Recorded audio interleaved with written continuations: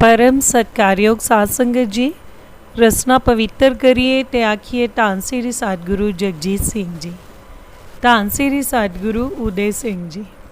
साध संगत जी, आज दी साखी संबंधित है हरजिंदर सिंह कंवल, कवेंट्री, यूके। दसदे हन कि सतगुरु साकार देह विच विचरदा है, पर उसका एक निराकार रूप भी हुंदा है जो अपने सिखां दी हर वेले सहायता लई जिथे सिख चाहुंदा है उत्थे पहुंच जांदा है। इतिहास विच आउंदा है किवें भाई तलोके दी, भाई गोंदे अते भाई राय सिंह आदि दी रखिया सतगुरु जी करदे रहे। इसे ही तरह मेरे नाल एक अजीबो गरीब वाक़या होया जिस दा जिक्र मैं करना चाहता हाँ। कुछ समय पहलां दी गल है, मैं कुछ ऐसे संकट विच फस गया जिस तो मैनू कुछ समय लई जेल विच रहना पिया। मैं जेल दे सैल विच सां अते अरदासां कर कर रो रहा सां अते यह शब्द मेरी जुबान विचों निकल रहे सन, कदे टकरे तां हाल सुनावां, गमां विच जिंद रुल गई। ਇਹੋ ਜਿਹੀਆਂ ਮਿੰਨਤਾਂ करदा भजन भी कर रहा सां ਅਤੇ श्री सतगुरु जगजीत सिंह जी ਨੂੰ आवाज़ां मार-मार पुकारदा रहा कि हे सतगुरु जी मैनू बचाओ, कड्डो इस दोज़ख विचों। मेरे हंझू सुੱਕਣ विच ही नहीं सन आउंदे। ਇਹ सोचदा पता नहीं किन्ना घोर पापां दा फल मैनू मिल रहा है। 2-4 दिन बीत गए अरदासां करदिआं कि हे प्रभु मैनू इस कुंभी नरक विचों कड्डो। एक चिट्ठी जो मैं श्री सतगुरु जी के नाम अपनी डायरी विच लिखी पर पोस्ट नहीं की, उसका मजमून इस तरह सी, मेरे रहबर, मेरे परवतगार, मेरे रहनुमा, नी माणिया दे मान, नी ताणिया दे ताण, नी ओटिया दी ओट, मेरे परम पूज्य गरीब निवाज पिता जी, जे मेरी आवाज़ हजूर तक पहुँच रही है तो प्रभु मैनू इस नरक विचों कड्डो।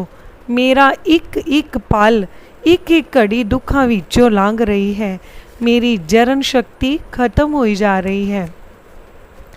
मैनू मुक्ति बख्शो हे करुणा निधान, नहीं तो पता नहीं की हो जावे। हजूर दी चरण धूड़ लोचदा। खैर इत्थे बहुता मैं दसना नहीं चाहता कि मेरे ते की बीती। कहते हैं जिस ते बीती होवे ओह ही जानता है। दर्द दसना किसी नू बहुत मुश्किल है, इसलिए सतगुरु अते सिख दे विचली गल हुंदी है। गुरु ही सिख दे दर्द नू समझ सकता है अते महसूस कर सकता है। इस तरह कई ख्याल मन विच फुरदे रहिंदे अते कदी कविता दे जरिए ते कदी मन विच बोल के बाहर आउण दी कोशिश विच लगे रहंदे।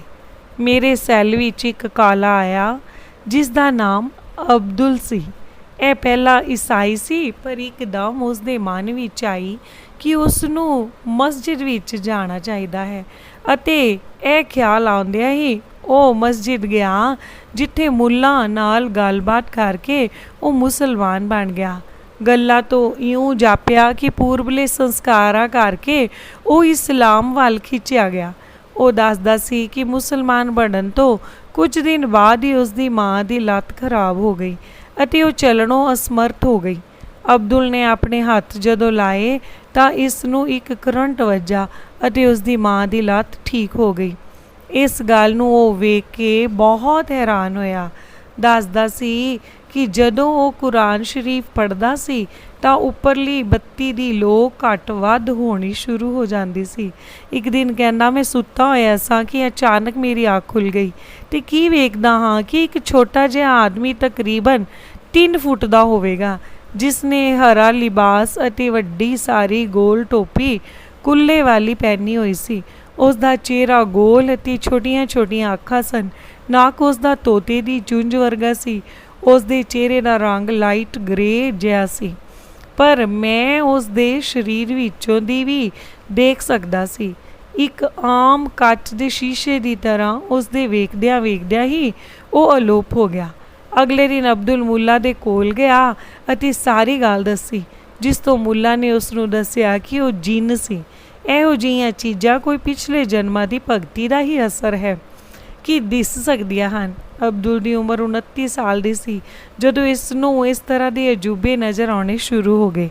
ਮੈਂ ਆਪਣੇ ਸੈੱਲ ਵਿੱਚੋਂ ਕੁਝ ਦੇਰ ਲਈ ਬਾਹਰ ਗਿਆ ਹੋਇਆ ਸਾਂ। ਜਦੋਂ ਵਾਪਸ ਆਇਆ ਤਾਂ ਅਬਦੁਲ ਨੇ ਮੈਨੂੰ ਦੱਸਿਆ ਕਿ ਮੇਰੇ ਨਾਲ ਉਸ ਨੂੰ ਕੋਈ ਰੂਹ ਨਜ਼ਰ ਆ ਰਹੀ ਹੈ। ਉਸ ਨਾਲ ਕੁਝ ਗੱਲ ਕਰਨ ਦੀ ਕੋਸ਼ਿਸ਼ ਕੀਤੀ, ਪਰ ਸ਼ਾਇਦ ਉਹ ਰੂਹ ਪੰਜਾਬੀ ਸੀ ਅਤੇ ਅਬਦੁਲ ਨੂੰ ਪੰਜਾਬੀ ਤਾਂ ਆਉਂਦੀ ਨਹੀਂ ਸੀ ਅਤੇ ਰੂਹ ਨੂੰ ਅੰਗਰੇਜ਼ੀ ਨਹੀਂ। ਪਰ ਇੱਕ ਗੱਲ ਸਪਸ਼ਟ ਹੋ ਗਈ ਜੋ ਅਬਦੁਲ ਨੇ ਮੈਨੂੰ ਦੱਸੀ ਕਿ ਇਹ ਰੂਹ ਪੰਜਾਬ ਤੋਂ ਆਈ ਹੈ ਅਤੇ ਮੇਰੀ ਪ੍ਰੋਟੈਕਸ਼ਨ ਵਾਸਤੇ ਹੈ। ਮੈਨੂੰ ਪ੍ਰਤੀਤ ਹੋਇਆ ਕਿ ਇਹ ਸ਼ਾਇਦ ਕੋਈ ਸ਼ਹੀਦ ਸਤਿਗੁਰੂ ਜੀ ਨੇ ਮੇਰੀ ਹਿਫਾਜ਼ਤ ਲਈ ਭੇਜਿਆ ਹੈ। ਅਬਦੁਲ ਉਸ ਨਾਲ ਪੂਰੀ ਕੋਸ਼ਿਸ਼ ਕਰ ਰਿਹਾ ਸੀ ਗੱਲਬਾਤ ਕਰਨ ਦੀ। ਹੋਰ ਪਤਾ ਚੱਲਿਆ ਕਿ ਉਸ ਦੇ ਕੱਪੜੇ ਚਿੱਟੇ ਹਨ। ਇਸੇ ਦੌਰਾਨ ਇੱਕ ਹੋਰ ਗੱਲ ਇਹ ਹੋ ਗਈ ਕਿ ਇੱਕ ਹੋਰ ਰੂਹ ਅਬਦੁਲ ਕੋਲ ਆਈ ਜਿਸ ਦੇ ਹਰੇ ਕੱਪੜੇ ਸਨ ਅਤੇ ਆਕਾਰ ਬਹੁਤ ਵੱਡਾ ਸੀ। ਇਹ ਦੋਨੋਂ ਰੂਹਾਂ ਦੇ ਸੁਮੇਲ ਤੋਂ ਮੇਰੇ ਕੋਲ ਆਈ ਰੂਹ ਦਾ ਨਾਮ ਸੋਮਾ ਸਿੰਘ ਜਾਂ ਮੱਖਣ ਸਿੰਘ ਸੀ।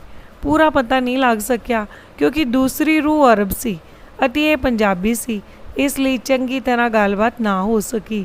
ਇੱਕ ਗੱਲ ਜ਼ਰੂਰ ਬੇਪਰਦਾ ਹੋ ਗਈ ਕਿ ਉਹ ਰੂਹ ਮੇਰੀ ਹਿਫਾਜ਼ਤ ਲਈ ਹੀ ਆਈ ਸੀ ਅਤੇ ਸ਼ਾਇਦ ਸਤਿਗੁਰੂ ਜੀ ਦੇ ਹੁਕਮ ਵਿੱਚ ਹੋਵੇ।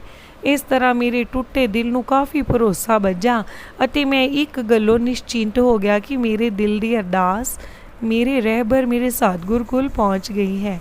ਅਗਲੇ ਦਿਨ ਅਬਦੁਲ ਨੂੰ ਕਿਤੇ ਹੋਰ ਲੈ ਗਏ ਅਤੇ ਮੈਨੂੰ ਵੀ ਇੱਕ ਹੋਰ ਇਸ ਤੋਂ ਕੁਝ ਚੰਗੀ ਜਗ੍ਹਾ ਲਿਜਾਇਆ ਗਿਆ ਜਿੱਥੇ ਮੈਨੂੰ ਸਤਿਗੁਰੂ ਜੀ ਦੀ ਬਖਸ਼ਿਸ਼ ਨਾਲ ਕਾਫੀ ਆਰਾਮ ਆਇਆ ਅਤੇ ਬਾਕੀ ਦੇ ਦਿਨ ਸੁੱਖ ਵਿੱਚ ਗੁਜ਼ਰੇ। ਕੰਵਲ ਕਰਦੇ ਮੁਰਝਾ ਨਹੀਂ ਸਕਦਾ, ਮਿਹਰ ਦਾ ਮੀਂਹ ਗੁਰੂ ਜਗਜੀਤ ਦਾ ਏ। ਜਿਸ ਦੀਆਂ ਬਖਸ਼ਿਸ਼ਾਂ ਨਾਲ ਕੰਵਲ ਸੰਚਾਰ ਹੋਇਆ ਉਹ ਗੁਰੂ ਅਕਾਲ ਜਗਦੀਸ਼ ਦਾ ਹੈ। ਇੱਥੇ ਮੈਂ ਇੱਕ ਹੋਰ ਗੱਲ ਦੱਸਣੀ ਬਹੁਤ ਜ਼ਰੂਰੀ ਸਮਝਦਾ ਹਾਂ ਕਿ ਇਸੇ ਦੌਰਾਨ ਮੇਰੇ ਪਿਤਾ ਜੀ ਬਹੁਤ ਬਿਮਾਰ ਹੋ ਗਏ ਸਨ ਦਿੱਲੀ ਵਿਖੇ ਅਤੇ ਇਸ ਝੰਜਟ ਵਿੱਚ ਮੇਰਾ ਦਿੱਲੀ ਪਹੁੰਚਣਾ ਸੰਭਵ ਸੀ। ਪਰ ਮੇਰੀ ਇਹ ਸਮੱਸਿਆ ਵੀ ਮੇਰੇ ਸਿਰਤਾਜ ਸ਼੍ਰੀ ਸਾਗੂ ਜਗਜੀਤ ਸਿੰਘ ਜੀ ਨੇ ਹੱਲ ਕਰ ਦਿੱਤੀ ਅਤੇ ਮੇਰੇ ਪਿਤਾ ਜੀ ਨੂੰ ਆਪਣੇ ਕੋਲ ਸ਼੍ਰੀ ਭੈਣੀ ਸਾਹਿਬ ਲੈ ਗਏ ਜਿੱਥੇ ਆਪਣੀ ਨਿਗਰਾਨੀ ਹੇਠ ਇਲਾਜ ਕਰਵਾਇਆ ਅਤੇ ਸਭ ਤੋਂ ਬਿਹਤਰ ਇੱਕ ਕਮਰੇ ਵਿੱਚ ਰੱਖਿਆ। ਜੇ ਸਤਿਗੁਰ ਦੀ ਬਖਸ਼ਿਸ਼ ਨਹੀਂ ਤਾਂ ਹੋਰ ਕੀ ਹੈ। ਇਸੇ ਦੌਰਾਨ ਮੈਂ ਕਈ ਕਵਿਤਾਵਾਂ ਲਿਖੀਆਂ ਜਿਨ੍ਹਾਂ ਵਿੱਚੋਂ ਇੱਕ ਇਹ ਕਵਿਤਾ ਚੀਨੀ ਵਾਲੇ ਪ੍ਰੀਤਮ ਨੂੰ ਸੰਬੋਧਿਤ ਕਰਦੀ ਹੈ।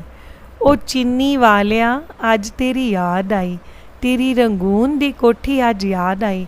ਪਤਾ ਨਹੀਂ ਉਹ ਵੀ ਇਸੇ ਤਰ੍ਹਾਂ ਦੀ ਹੋਸੀ ਜਿੱਥੋਂ ਨਿਕਲ ਰਹੀ ਅੱਜ ਮੇਰੀ ਫਰਿਆਦ ਆਈ। ਤੇਰੇ ਨਾਲ ਵੀ ਜ਼ੁਲਮ ਦਾ ਕਹਿਰ ਹੋਇਆ, ਕੂਕਿਆਂ ਵਿੱਚੋਂ ਸੀ ਬਿਰਹੋ ਦੀ ਆਵਾਜ਼ ਆਈ।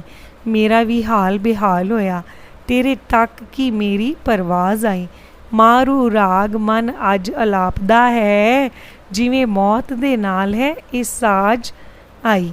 ਕਿੰਨੇ ਦੁੱਖ ਚੱਲੇ ਨੇ ਤੈ ਲਈ ਸਾਡੇ, ਸਾਨੂੰ ਹੱਸਦਿਆਂ ਵੀ ਕਦੇ ਲਾਜ ਨਾ ਆਈ।